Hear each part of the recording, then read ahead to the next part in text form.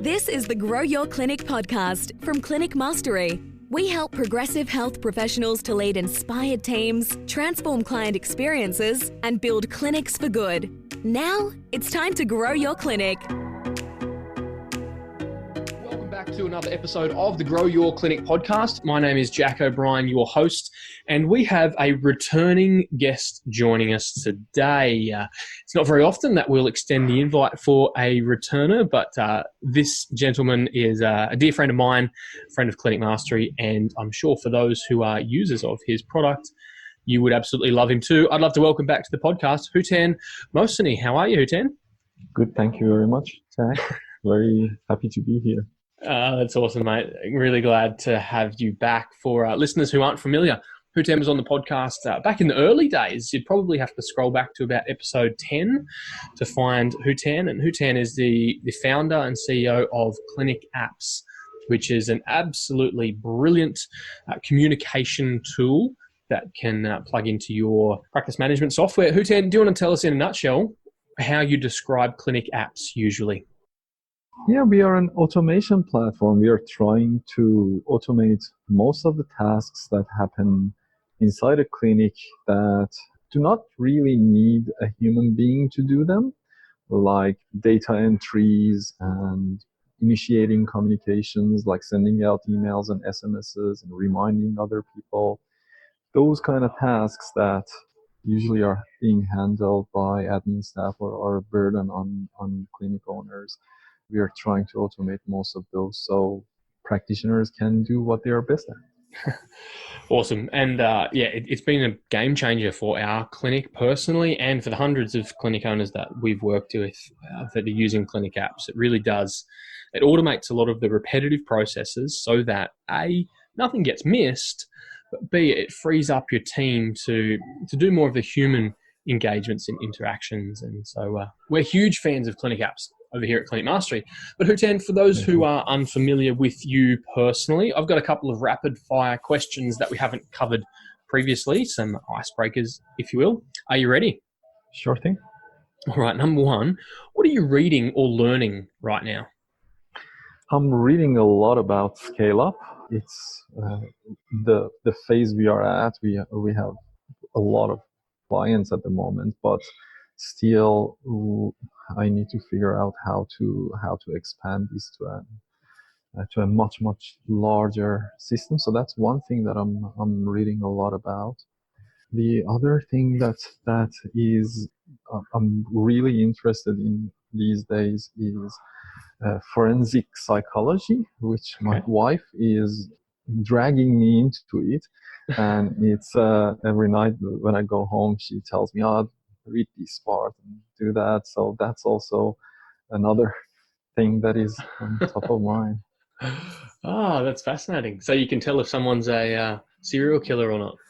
Yeah, it's digging deeper into their brains and understanding how they're thinking and what kind of psychological things are happening inside them and what kind of backgrounds have pushed them towards that way of thinking and behaving, which is fascinating because those people are also human beings, and you see how they can be derailed easily. It's just a fun read for me, but it's really fun. It's interesting. Okay, interesting. I love it. Thank you. Number two, who inspires you? I can say everyone. It's I definitely cannot say one person. One of the fields that I'm really interested in is new philosophies that are based on statistical analysis and those kind of things, which there are many people in that area that are interested. I'm really interested in. But other than that, everyone. So I feel that most people do some things that are really good, and I try to learn from them. I love it. Number three, what did you want to be growing up? I really don't know. When I was 15, 16 years old, I knew that I'm good at math, but I knew that I could beat those people who are good at science because I could learn science easily. So I decided to choose to go to veterinary science because that was a field that I could see myself being very successful. But the world changed so much, so I'm not what I thought. I thought I'm gonna be a vet, but I studied it, but totally changed field. Interesting, mate. And what's a motto that you live by these days? I really don't know. No, I don't know what's the motto. No, that's all right. That's all right. So, one that I've observed that it seems like you live by is move fast and break things from Mark Zuckerberg, right? Yeah, that's a very good one. It was definitely at the time that I was building Cliniq Apps, I was in search of making sure that all the products that we are shooting out are getting market traction and are correct products. We were in that thinking, but to be honest with you, that thinking has changed a little bit at the moment, and we are more into quality these days. So there are three things that we are doing in Cliniq Apps this year. First thing is security, then growth, then quality. So I was thinking like that in the past, and I still think starting up to a couple of $1 million, it should be like that. But after that, quality matters more. Again, if I want to start a new company, I will definitely go back to that mentality. But for companies that grow larger than a certain size, quality becomes more important. That's awesome, man. It's a really interesting insight. This is a little bit off the plan, but tell me, I know you're involved in a couple of different companies. How do you go then wearing those different hats and at one point in time thinking, all right, we've got to move fast, we've got to challenge the status quo and really push ahead, versus then change gears into quality and security and growth? How do you balance the tension between the two? I think I've become a bit old and I have experienced different phases of different companies at different stages. It's like having two kids, one of them one of them 5 years old, another one who is 15. You cannot behave the same way that you play with your 5 years old and the way that you interact with your 15. This is the same thing. It's different companies are at different stages and they need different mentality and different mindset when you are looking at them. I have the experience of working as a strategy consultant for very, very large organizations like PHP Billiton or Telstra, which they're playing in a total different arena. Yeah, being involved in multi-million-dollar companies and startups and different things. So I think that has given me a bit of experience to see that the same mentality doesn't work for different stages of companies. Yeah, it's a good observation, mate. Thank you for that insight. The child analogy really makes a lot of sense. So I think there, even just in that, there's probably some good learnings. I'm thinking about listeners who are clinic owners and what's the key takeaway that you can consider. Maybe you've got different clinic locations and one is growing faster than the other or different sizes. So there's definitely some practical applications in that. Hootan, I've got a couple of quick topics that I want us to cover today. I'd love to delve into some of the newer features of Cliniq Apps and really how you're pushing ahead, what people might not realize that Cliniq Apps does. As well as that, you get such a brilliant perspective on the healthcare climate in general. And I'm really interested in your insights on trends and what you see as client experiences that clinics are doing. So firstly, can you give us the update or the overview on what's been recent additions into the Cliniq Apps ecosystem? Yes, so one area that we started focusing on was data entry and surveys and questionnaires that clinics use. We started that with our patient forms. So initially the idea was just being intake forms. So it adds a lot of value to the clinic because it reduces a lot of data entry, on the admin staff. Everyone can go paperless, and the thinking was like that. But then people started using it as outcome measurement surveys, and then that was really good. And we got some clients from all around. Some of them we are providing the service to them for free, and they are doing research based on different methods that they are using in their clinic using our system, because our system can automate and can send different surveys based on different treatment note triggers or different appointment types and all those kind of things. They can define the survey that is going out for each one of the patients or each type of treatment differently. Right. So we are getting a lot of interesting results out of that. And those people who are using our patient forms, almost everyone who's using our patient form, they're using it for intake. But for outcome measurement, we are seeing. I'm really interested in that area that patient forms are being used. Also, people are using that for making the recalls more sophisticated. So, for example, 6 months or 3 weeks or 2 weeks after someone is discharged from the clinic, they're sending out a survey and asking how you're going. Based on the answers that people give to them, they are sending different recall messages, which is very relevant to the answers that people are giving, or based on pain levels or those kind of things, which is also very interesting. And the other part of this data entry is definitely the kiosk that we've created that people can have in their clinic. So the philosophy there is not that to eliminate receptionists. Definitely those smaller clinics that want to have a reception cannot afford a receptionist can have the kiosk as a standalone system. But our thinking is that someone who is at forefront of the clinic when a patient walks in, they need to be, experienced manager. They shouldn't be data entry people. Yeah. So it's much better to have a human chat with someone compared to just asking their details and doing data entry. So we created that kiosk there too.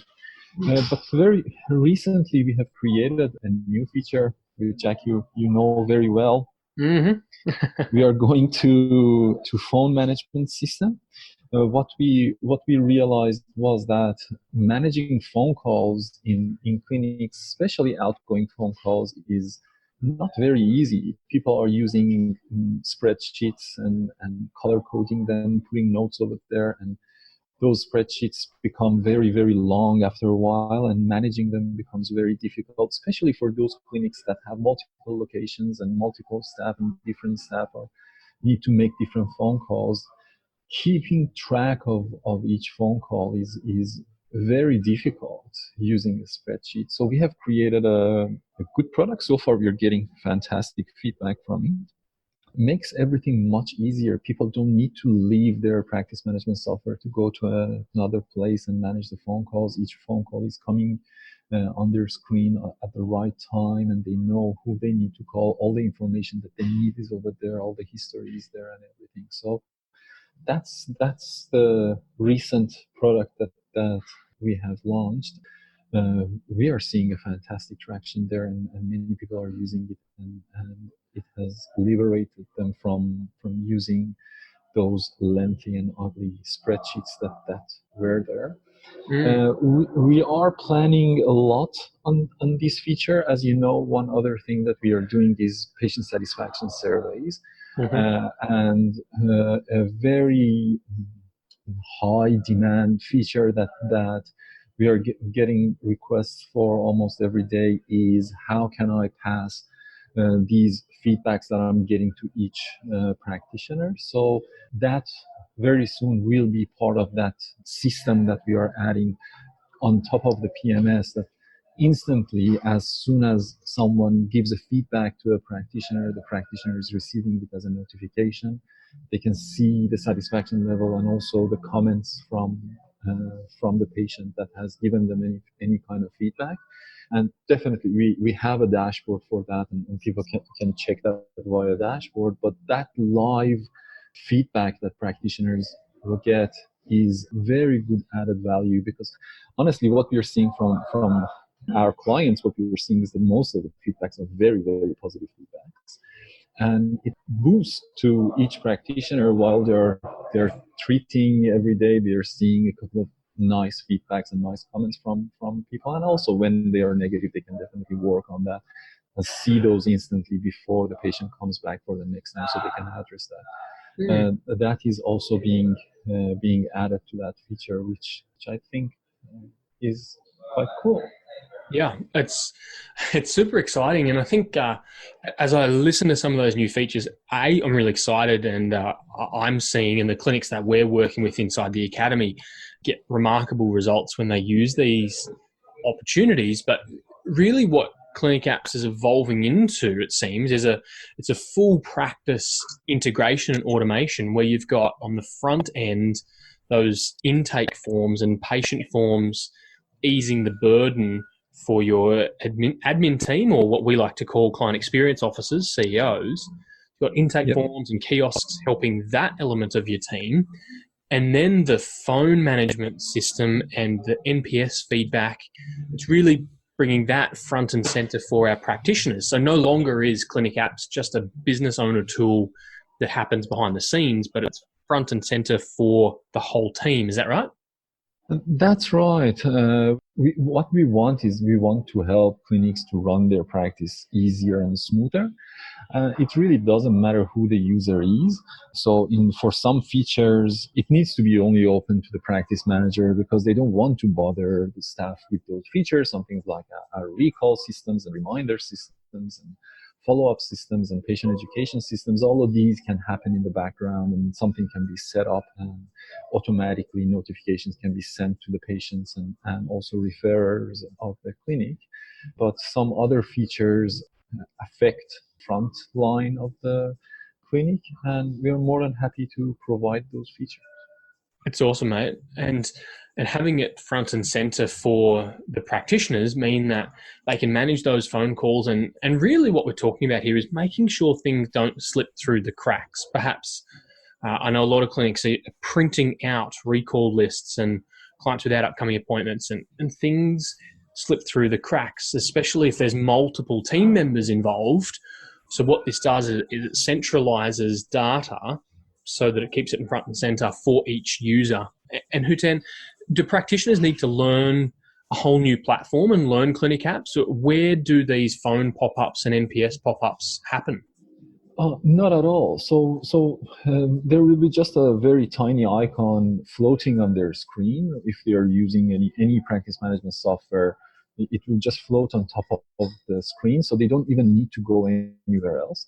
And each phone is coming like a ticket on that screen, and they can just see all the information that they need over there, the script, phone number that they need to make the call, and also the history. So for example, the other person has already made this phone call, but they have written a note that it needs to be followed up, and now someone else is picking it up. They can see that history. They don't need to go into the back end of the system and create all of those things. All they see is just the icon with some tickets coming that this phone call needs your attention, and they can just click on it. All the information that they need is right over there in front of them, and they can just make the phone call with fully informed. So they don't need to learn anything about backend. Awesome. And not only is all the information there visible for them, but they can then, practitioners can feed information back. Is that right? In terms of the outcome of that call, any notes, etc. Exactly. That's very true. So they can definitely do that. Amazing. So firstly, thank you for all the work that you do for us as clinic owners. I know that all of our Business Academy members absolutely love and rave about Cliniq Apps. Hootan, if we just zoom out a little bit and you get to see a whole different perspective on how clinics are approaching client experience delivery, what are some trends or perhaps some cutting edge ideas that you see in the healthcare delivery space? One thing that I'm seeing, especially here in Australia, is a lot of consolidation that is happening. 2-3 years back when I started, especially in allied health, we didn't that much larger companies starting to by smaller practices. But these days, I'm seeing a lot of them happening around. And what that shows me is that if someone is getting their patient journey and patient experience correctly, they can make those clinics much more successful than those people who are not getting it 100% right. And these clinics that learn how to do this can easily expand and teach it to other people and pass it on to other people by, and it is happening in different ways. It is happening by purchase, by licensing, and franchising, and many different ways. That is the main trend that I'm seeing. At least here in Australia, we are observing a lot of that behavior that is happening. And also, one other thing is that we are seeing that practitioners and clinic owners are becoming a little bit more tech savvy. Initially, when I was starting, we had many clinics that had, for example, desktop-based software. We see almost everyone is now moving towards cloud. So that is a very good trend that we are seeing, because technology can liberate human beings from doing repetitive tasks and making sure that they can do what they're best at, instead of doing a lot of work that is not really adding that much value. So another thing is mobility is increasing. Okay. Many clinics are launching systems that they send, so their staff are constantly on the move.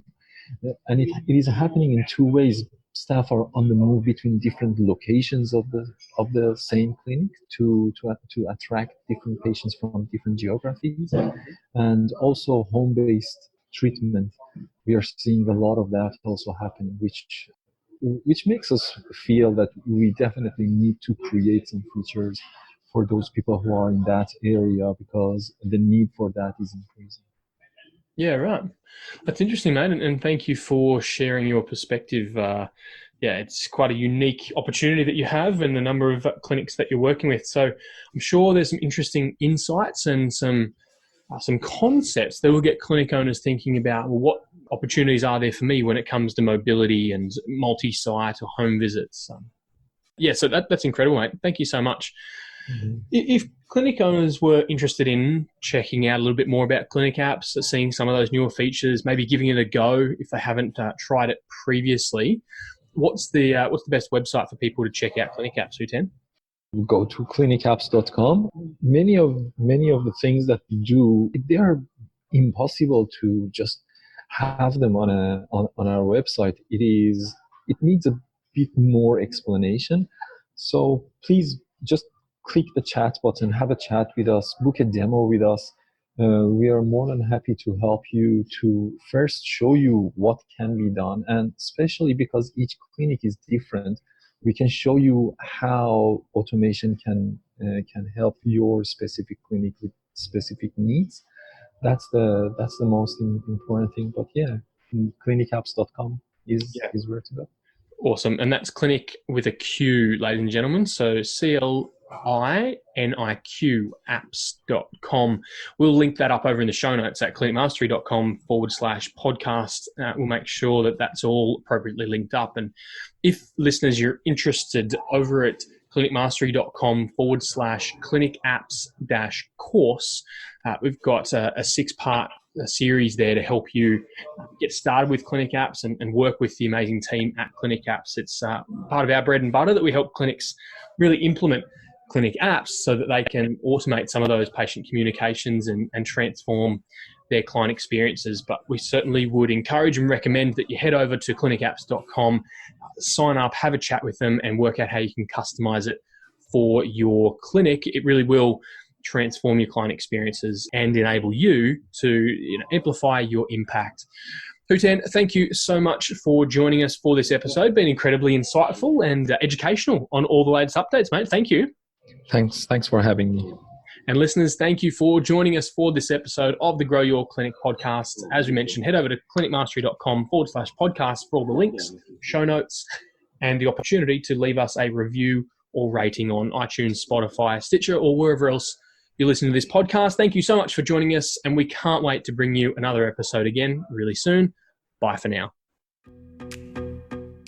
Thanks for tuning in to the Grow Your Clinic podcast. To find out more about past episodes or how we can help you, head to www.clinicmastery.com/podcast, and please remember to rate and review us on your podcast player of choice. See you on the next episode.